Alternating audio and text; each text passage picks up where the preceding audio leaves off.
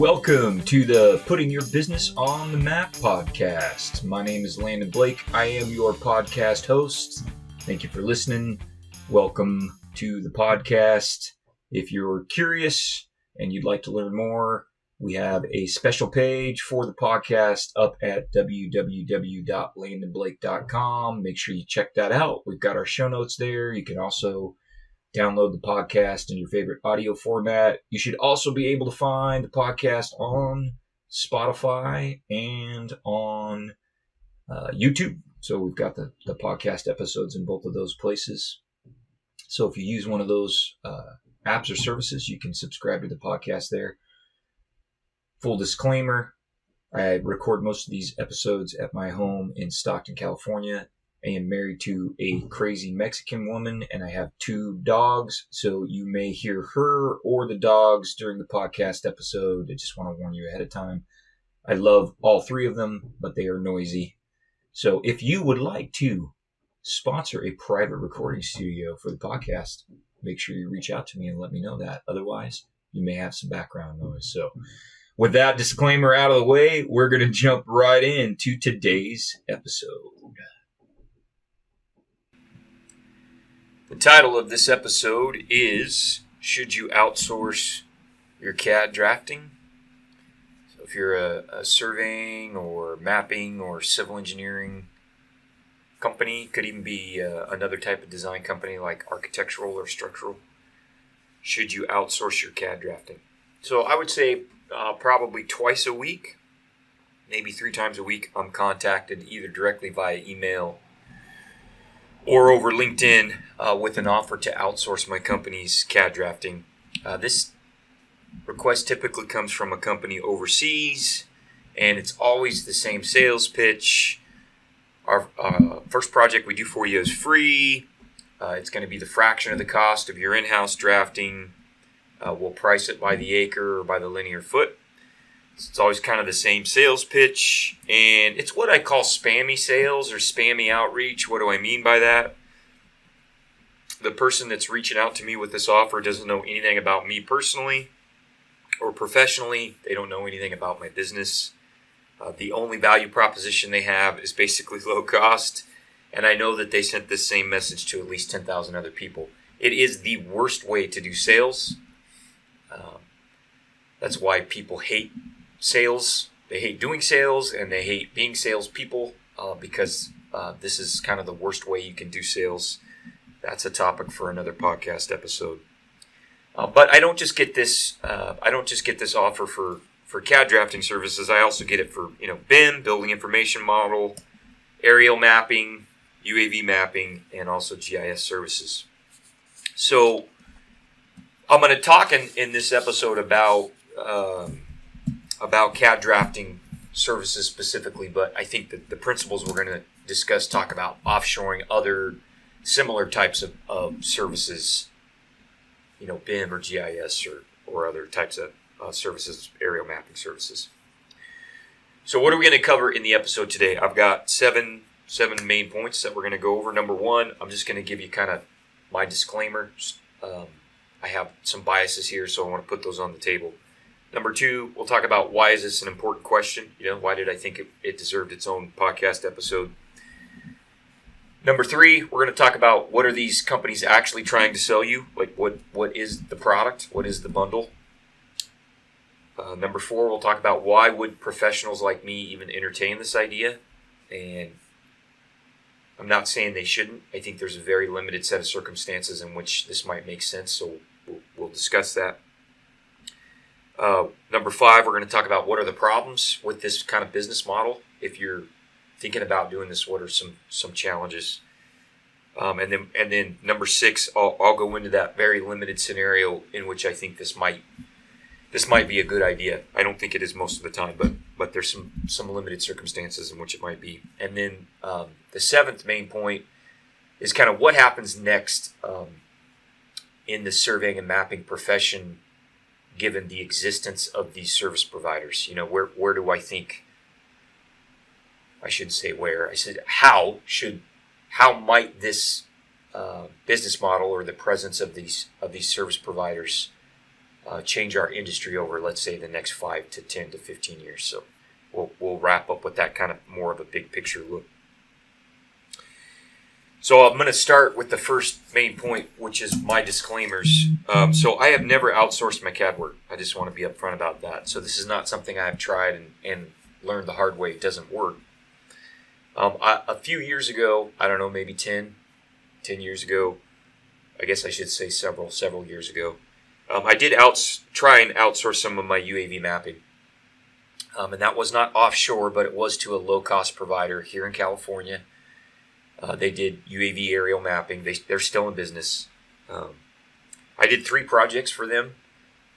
I did three projects with them. So they did the aerial mapping on 3 of my projects, and I had a horrible experience.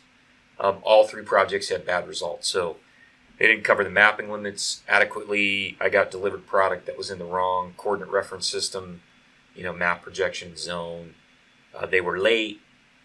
They didn't meet their delivery deadlines. So it was about as bad of an experience as I could have imagined. And so after the I don't know, second or third time I went through that with them, I didn't do business with them anymore. So I have had some limited experience with a low cost provider here in California. The other thing I just want to say up front is I understand that part of the reason this service offering exists in the first place is that there are people in developing countries that can be desperately poor and are looking to improve their lives. So I just want to put that on the table. I understand that. It's a sad thing that so many people in the world are desperately poor like that. And I understand that for many of those people in those places, getting some contract work for a U.S. company is by far the best option they have available. So I understand why so many companies are doing it and why they fill my inbox with spam messages. I get it. The last part of the disclaimer is, and I mentioned this, I'm not a fan of this. I don't think it's a good idea most of the time. We'll talk at the very end about the one situation in which it might be. But I don't think this works as a general rule, and I think it's a bad idea. If you're a licensed professional, engineer, surveyor, I think it's a bad idea. I think it's a bad idea for you as a licensed professional. I also don't think it makes a lot of business sense. We'll talk about why. Now, I am primarily talking about service providers that are offshore, but these same principles could apply to low-wage parts of the United States. So this isn't about me having an issue with people in a foreign country. There are companies in places like Alabama, Mississippi, Texas that offer extremely low-cost, zoning reports, CAD drafting, because they have very low wages in those places. Now, I think you have to deal with that as a business owner. If you're in a high wage location like me, I think you have to deal with that reality, and that's okay. I am in a high wage state. I am in a relatively low cost part of a high wage state, which we use as an advantage. So I don't fault the guys in Mississippi or Texas that are running this model. I would say one thing that sets us apart from most of those folks that I run into is we focus on providing good service and a quality product. And a lot of those low wage, even the providers in the low wage parts of the United States, tend to not provide a quality product. And I can say that from experience because I've dealt with their product on some projects. So this isn't about keeping jobs in the U.S. That's not the axe I'm trying to grind here. These service providers work in low-wage parts of the United States just like they work in foreign countries. So the same principles apply. Okay, so that's my disclaimer. All right, so second main point of this episode is, why are we talking about this? Why is this an important issue for you as a licensed professional or a business owner? And the first reason is it can have a huge impact on your business. That's why it's important. So if you try and do this and it's not done well, it can have a major impact on your reputation. So you can damage your reputation. It can have a major impact on your professional liability. I think if you pursue this model, it's going to have some impacts on the way you train entry-level folks in your organization. I think it can also impact your performance as a service provider. It can certainly drive your costs down, but it can also affect things like your ability to deliver on time and your ability to deliver a quality product. So it is really important for all those reasons. The second kind of main reason it's important is your competitors are doing this,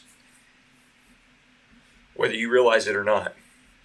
Now, I don't think this is something that your competitors typically broadcast on something like LinkedIn or YouTube.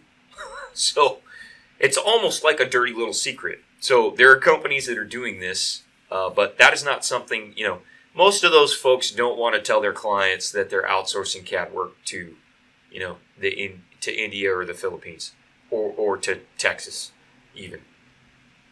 That doesn't make that's not necessarily a great sales pitch. Now, how do I know that this is actually happening? Well, I know of at least 2 large civil firms I've run into in the last 5 to 10 years that have admitted to me privately that they run this business model. So one was a transportation civil engineering firm here in California that outsourced 90% of their CAD work offshore. And you could tell some of the worst civil engineering plans I'd ever worked with in my career. And then I was on the phone with a large, across the nation, big civil firm that did more work on the land development and commercial real estate side. And I was on the phone with one of their engineers, higher level engineer, project manager, and he told me that they offshore basic drafting work to Mexico, and that allows them to offer clients free site plans. And they basically use site plans as a loss leader to try and get the civil engineering work. Like, yeah, if you're a land surveyor trying to run a business, you need to know that, right? Like, site plans are one of my paid service offerings, right? So I know for a fact there's a large civil engineering firm that does work in my part of California that will give you a free site plan as a loss leader. They've outsourced that work to Mexico, and they'll give it away for free. That's how cheap it is. So yeah, your competitors are doing this, so you need to be aware of it at least. So the third point that I wanted to cover today was what are these companies that connect with me? What are they actually selling? What's the service bundle? What's the product? So here's the typical process that I've been able to kind of ferret out or root out just based on some limited conversations with these folks. So you give them some slightly processed raw data. Okay, so it's typically just a point file if you're a surveyor, but it might be raw UAV images and some aerial target coordinates as an example. Doesn't get much more processed than that. The data you provide is usually pretty raw, so you're not typically, giving them a finished digital elevation model or tin or line work. They're usually getting fairly raw data. They take that, and a couple weeks later, a couple months later, you get back finished, in air quotes, finished either drawings or PDFs. And sometimes those folks will work on your CAD standards and your templates. Sometimes they won't. Sometimes they'll tell you they will, and then you get back some mixed results. But that could go either way, depending on the company. So that's kind of the process, right? You give them the raw data, you get back usually a finished CAD product, in theory finished. You do a little bit of QA/QC, ship to the client. So really, what if you think about that business model, what you're doing is you're taking a huge chunk of the mapping process that you do in the office, and you're just moving that out offshore. So you're surgically removing that from your company. Now, let's stop for a minute and just talk about why might that make a little more sense for a design firm than it does for a company like mine that's in the surveying and mapping business. Well, if you're a design firm, you still have a large part of the process where you can provide value to the client, and that's in the design process. If you're a company like mine and the mapping is how you typically provide the value, this model, presents some really important questions. Like, if you're outsourcing 90% of the normal process in which you provide value, how are you providing value in the rest of the process? Now, I'm not saying that you can't do that. Maybe your value is in the field data collection. Maybe it's in the QA/QC. And my business has been thinking a lot more about how we add value on the front end and the back end, and not as much in the middle. But the way I've seen this work, there isn't a lot of quality work done on the front end, and there's almost no QA/QC on the back end. So if that's what you're doing, why not just offshore the entire thing? I just don't understand how much is left at that point. And maybe that's a topic for a follow-up episode. So that's how the process works. You're outsourcing 90% of the mapping process.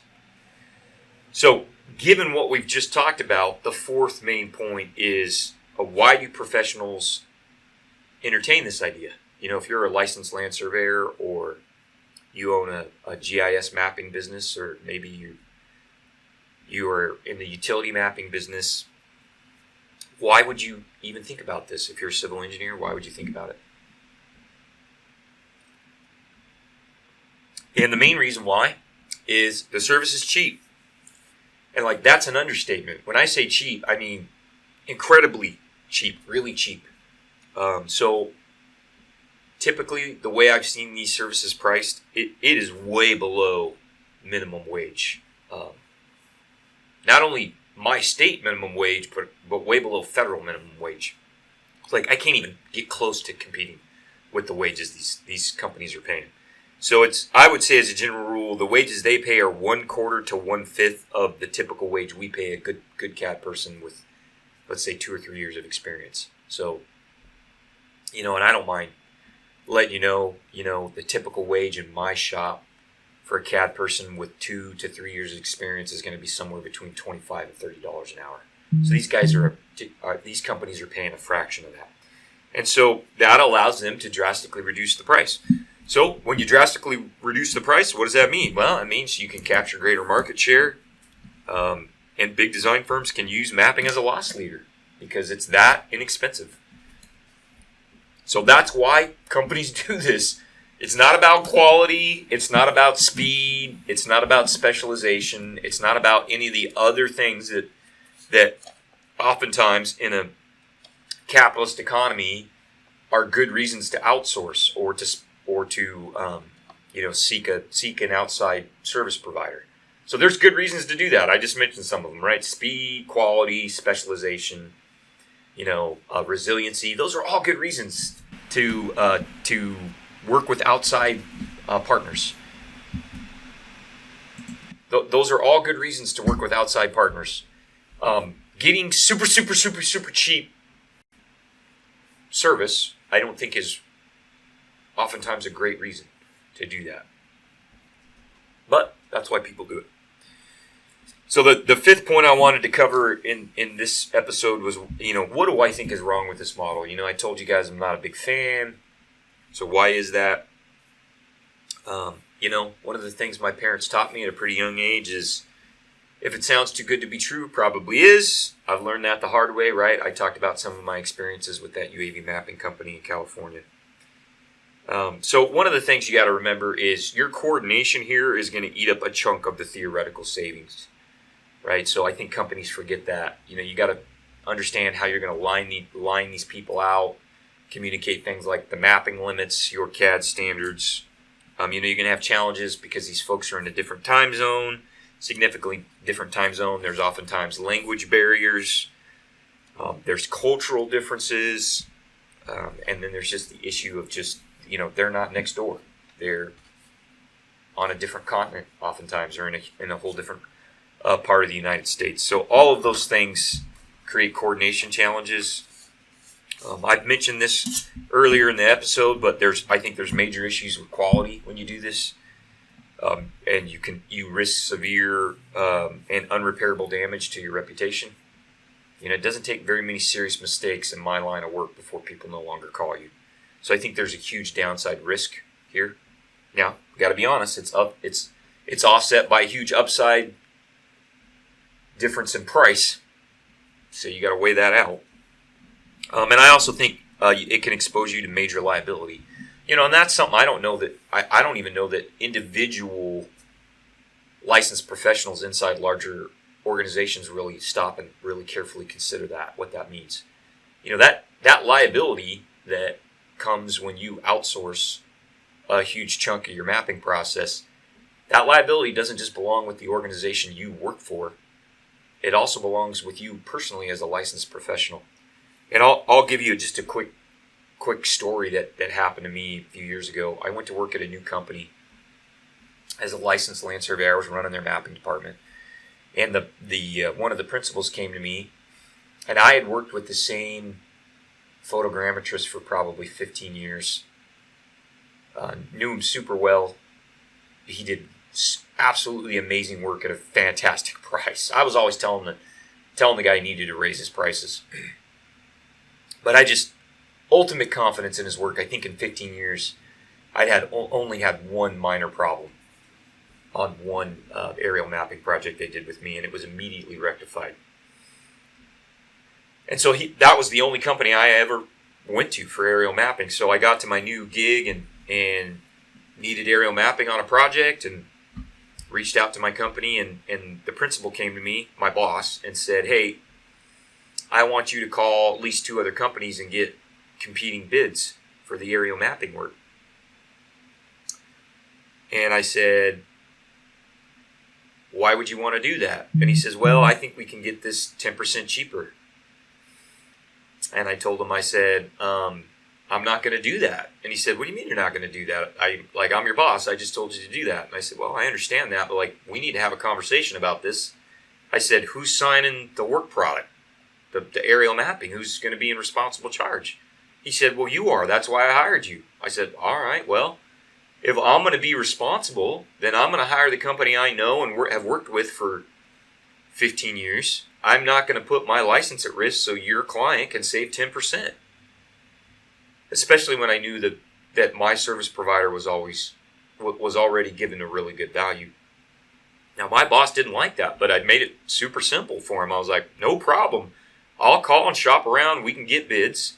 But you're going to take responsible charge of that mapping product." And just if you don't know, I'll just let you know that almost all the photogrammetrists that we work with here in California are not licensed under our state licensing laws. So most of the time, the licensed surveyor is taking responsible charge of that work. So I don't know that licensed professionals always think that through, right? Just because your boss tells you should outsource your drafting to some company in Mississippi or the Philippines doesn't mean it's a good idea for you as a licensed professional. So I think you need to give that some thought. The other thing that companies I think fail to think about is that when you outsource your entry-level drafting, you're shutting off an entry point into your organization and your profession. One of the ways you start at my company as a technical person, you either start as a rodman on a field crew or an entry-level drafter, and in most cases at my company, you're doing both. So yeah, if you outsource, 99% of your lower level drafting and mapping, you got to rethink about how you're going to get people started in your organization, right? Now, I understand that's less of a problem for other organizations than it is for mine, because I tend not to hire people coming out of a 4-year degree program. I'm hiring people with good moral values and hard work ethic, and I don't really care what letters they have behind their name. So we run a little different model here. But you need to think about that as an organization. Surveyors have already done this. We did this 10 years ago, maybe more than that now, maybe 15 years ago. We did this with one-man field crews. And when we moved to one-man field crews, we cut off the entry point for field surveyors into the profession. And that's had a huge impact on us. There's not enough good party chiefs or younger licensed surveyors now because we cut off a potential entry path into the profession. So you need to think about that. That's one of the reasons why I don't run one-man field crews here at my company. We only run two-man field crews because I want to provide that. I think that experience in the field is really critical for folks as they move up in my organization. The other reason I have a problem with this business model is I think it deprives your team members with a good opportunity to build core skills. So if you're in a surveying and mapping organization, understanding how basic CAD works is really important. Even if a person isn't always going to do basic CAD work, that's fundamental and critically important knowledge that I think people need to have. So if you're not going to support that type of work inside of your organization, you have to think about how else are you going to get people that really core skill that comes with, just basic CAD and mapping work. And then the last reason why I don't think this is a good business model is, no matter what you try and do, no matter what kind of guardrails you try and design here, you are going to lose some control over the ultimate result that you deliver to your client under this model. And, I think we've seen some reversal of this in the last few years. Companies are starting to nearshore their manufacturing and critical parts of their supply chains because they realize there is a cost. There's short-term cost savings when you offshore, but there are long-term costs. And so this is to some extent, this is a battle between the short-term thinking and the long-term thinking. Right? And so you got to think about, what are the ultimate consequences to your ability to control things like delivery schedule and quality when you've got your work, a huge chunk of your work being done on the other side of a continent by people that don't, the other side of the planet by people that don't work for you. I think you got to really think that through. All right, so the last, or almost second to the last point I wanted to cover, number 6, is does it ever make sense to do this? So I told you guys, I'm not a huge fan of this model, but I have to be honest, I do think there's a limited set of circumstances where this might make sense. So what scenario am I talking about? So if you are a solo practitioner, in other words, you're a surveyor and you run a one-man shop, or maybe you only have 2 or 3 people, you have no desire to really run a team, so you don't want to hire employees, or you don't want anybody, you just want, it's you and a Robin, and you got your wife doing your books, and you don't want to hire a team. I understand there are headaches that come with having a team. I know I have a team. So if you run a small shop, you don't want a team.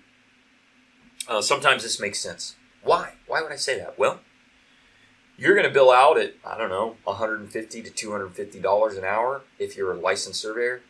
It gets really hard to compete if you're doing all your CAD work at that rate. I bill my entry-level drafters out at somewhere around $70 to $100. So if you're trying to do all your own CAD work as an LS, you have 2 choices. You're going to bill out at your full rate and be double my cost, or you are going to work at a fraction of your value because you're going to have to discount your rate to your client, right? And whether you realize it or not, there's an opportunity cost to doing that, right? You can be focused on your highest value work. If you're doing your own drafting, you're not capturing your full value. Now, what I would tell you is, instead of working with these spammy folks that flood your LinkedIn message inbox, what I would tell you, what you might consider as an alternative, is finding a professional drafter and building a long-term relationship with them, somebody based, in the U.S., maybe even in your state. And you can find those folks now on sites like Upwork, right? So there are folks now, especially after the COVID-19 pandemic, that have set up a shop and will work for you as a 1099 contractor doing CAD work. Now, I think you got to be careful there, make sure you don't break the law. So especially in a place like California, the government has made it a lot harder to classify somebody as a contractor versus an employee. So I think you want to make sure that person is doing work for other folks. But that might be a model that works for you in this very, very limited set of circumstances. So the last thing I wanted to talk about, the last main point in this episode, number 7, was, what happens next? We've got this model that's kind of been introduced. It's gotten more prevalent, I think, after COVID-19. So what's going to happen over the next 5 to 15 years in our industry with this model? And how do you respond to that as a business owner if you're in the mapping business? So how does this pan out? Well, I think there's 2 or 3 ways this can go. And part of what I base this prediction on is I saw this happen in the land title industry the last 15 years. So this exact process has borne itself out in land title industry. So what happens? So here's one possible scenario that could play out. All the low-level drafting and a good portion of the mid-level drafting and mapping tasks get offshored. So we just lose that work forever, potentially. That's what's happened in the title industry. So all of that low-level title work has been offshored. They don't do it in the States anymore. The consequence of that is that the quality of the product tends to permanently suffer. And if you've done work with land title companies or their products in the last 15 years as a surveyor, you know exactly what I'm talking about. Been a drastic reduction in quality. They get so frustrated with the land title industry almost on a weekly basis. And that's a consequence of their decision to offshore. And then another consequence of that is there are few remaining experts, right? So when you offshore all of that work, you know, you stop developing those skills in your local workforce. And pretty soon, the few people left that know how to do that get to charge a premium. You know, they hold folks for ransom. And so we've seen that, again, in the title industry. So as an example, I now provide specialized title services to my clients that used to be provided by a title company. And I charge an exorbitant amount of money for those services because I'm the only guy in Central California that I know that does that and does it reliably and quickly. So if you apply that same lesson, you know, as more and more companies offshore this type of mapping work, there will be a small place in the market for expert providers that retain these capabilities in-house. And I think you got to really think through about how you can make that a viable business model, but I think there's an opportunity there. And so what happens in essence is the market bifurcates or splits in two. So you can think of it like an inverted bell curve. And the mass of the service providers are on the low end of the market, competing solely on price with usually poor quality and poor service. That's what we call red ocean. And then you have a few expert service providers on the other end of the market that are working at high prices for large profit margins. So we may see that happen. Here's another possible scenario. So we could see a combination of rising wages offshore and the cost of coordination and quality issues basically negate the benefits of this model. And so the model stops being sustainable. I don't know which way it's going to go. Could go either way. It could go in that direction where we completely offshore everything like happened with the title industry. Or, you know, we could see some of what we're seeing in high-end manufacturing where the rising labor costs and the coordination quality issues mean companies start to change their mind about this. So could go that way too. I don't know. Maybe both things happen. You know, maybe we do the first one for a few years and then as wages rise in those other countries and different things happen, we slowly transition to that other model. So it could go either way, but I think those are the two scenarios. So how do you respond as a small business owner, especially if you're in the mapping business?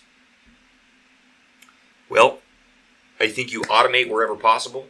I have some videos up on the Redefine Horizons YouTube learning channel where I talk to things about like field to finish. So I think you automate where you can, wherever you can. You can't afford to pay humans to do what you can get a computer to do. I think, you know, the ability to use your in-house, the ability to use the built-in automation tools in your existing software and to develop your own custom software, I think is going to be more and more important. So that's things like field to finish, scripting, plugins. I think you have to relentlessly train and improve your people. So if you're going to stay in this business, you got to think about how to be excellent in all aspects of it, or you won't be able to compete. That's something I give a lot of thought to. You need to develop, you know, drafting and mapping systems that are hard to replicate. And I think we've done a pretty good job of that here at Redefine Horizons. You know, we have a very unique system that we use to structure our drawings that afford us some advantages that I don't think a lot of other companies have, and I'm very proud of that. Something that we've developed with our people. And when you do that, when you develop those systems, you know, you're going to see opportunities to integrate and optimize that these other offshore companies aren't going to see because they don't have the picture of the whole process, right? So you're going to be able to do things during your field work or during your data processing or during your QA/QC that are going to allow you to optimize and integrate. These other companies aren't going to have an opportunity to do that because they're only seeing one part of the process. So you need to think about that. One thing you can do as a business owner too is you got to really start to think about when it makes sense to avoid low margin CAD work. And I'll just give you an example of this. I've had 2 companies come to me in the last 2 years and want to know if we would just take contract CAD work. So one was a civil engineering company in the San Francisco Bay Area, and one was a local utility service provider that we do other work for. And in both those situations, we said no. We turned the work down, and if that was work they were just going to hand us. So why would we do that? I understand that that's not really how my team provides value. If you need low wage drafting work, there's other places to find it. We're not going to provide a real benefit there, and in the long run, I don't want to have that be my company's focus. You can go on Upwork and find that if you really want it, or you can hire one of these companies. I mean, there's got to be 50 companies in California that offer that service. So what we told these folks, both these potential clients, one of them was an existing client, one of them was a potential client, is we told them, hey, we manage projects.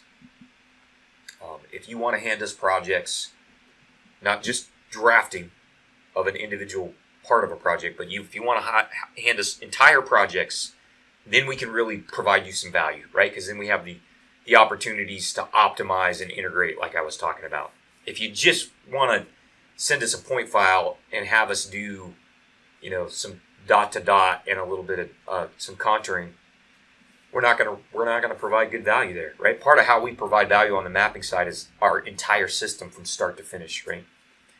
And so if you just break out one little piece of that, hard for us to provide value. So I think you need to think about that. It may not make sense to just do low margin contract drafting work if you're not in that business. And then one of the things you want to do is upskill and cross train your CAD techs. I mean, we've been starting to have some conversations with our CAD techs about this at my company, and we've been telling them, like, look, you need to know how to do more than just run CAD. It's important for your future that you need to be able to do things like read a tax assessor map, understand what's in a deed, review a land title report, be able to work with GIS data in QGIS, know something about zoning or CEQA, have your UAV pilot certification, know how to run our photogrammetry software. So, the days of just being able to make a good living because you know how to draw lines in CAD, those days might be over. And so we really have started to focus on helping our CAD techs here at my company, Redefine Horizons, cross-train and upskill. There you go. There's the episode, all 7 points. So in review, what did we talk about? So number 1, we reviewed why the decision to outsource CAD work is important for your business. Number 2, we talked about why or what the product is. What are these offshore companies selling? What are they trying to sell you? Number 3, I gave you some reasons why companies entertain this idea. Primarily, it's because it's super cheap. This service is super, super cheap. The 4th thing we talked about is some problems I have with this business model, why I don't think it works, and I think you need to be concerned about it either as a business owner or a licensed professional in a larger organization. I did give I tried to be objective. So the 5th thing we talked about was a limited circumstance in which this might make sense. If you're a small shop. And then we also talked about, what happens next with this model potentially as we move into the future, how this might play out in our industry and in our professions. So what are we going to talk about next? Let's see. Next episode I think this will be episode number 6, is going to be evaluating the performance of teams, small and large, and so I'm doing something a little bit different here. I'm going to try to record an episode that was inspired by an article in The Economist magazine, and so I may try and rotate those in here on a pretty regular basis. So when I read an article in The Economist or the Wall Street Journal or the Harvard Business Review, MIT Sloan, those business publications, or book. I read lots of business books too. I may talk about what I think the key principles are and how it might apply to your surveying and mapping business. So we're going to make an attempt. I haven't done that yet. We're going to try that out. Episode number 6. Talk about how you evaluate the performance of teams. I'll share that article from The Economist with you. So hope you guys enjoyed today's episode, and we'll talk to you in episode 6. That's going to wrap up our episode for today. Once again, I want to thank you guys for listening. Appreciate that. Don't forget, you can check out the podcast, download episodes, view show notes at www.landonblake.com. You can also subscribe to the podcast on YouTube and Spotify. If you would like to be a guest on the podcast, or you have a suggestion for a future topic for an episode, please don't hesitate to reach out to me. You can find my contact information all over the web. Landon Blake. I'd love to hear from you, and we will catch you guys on the next episode. Thanks.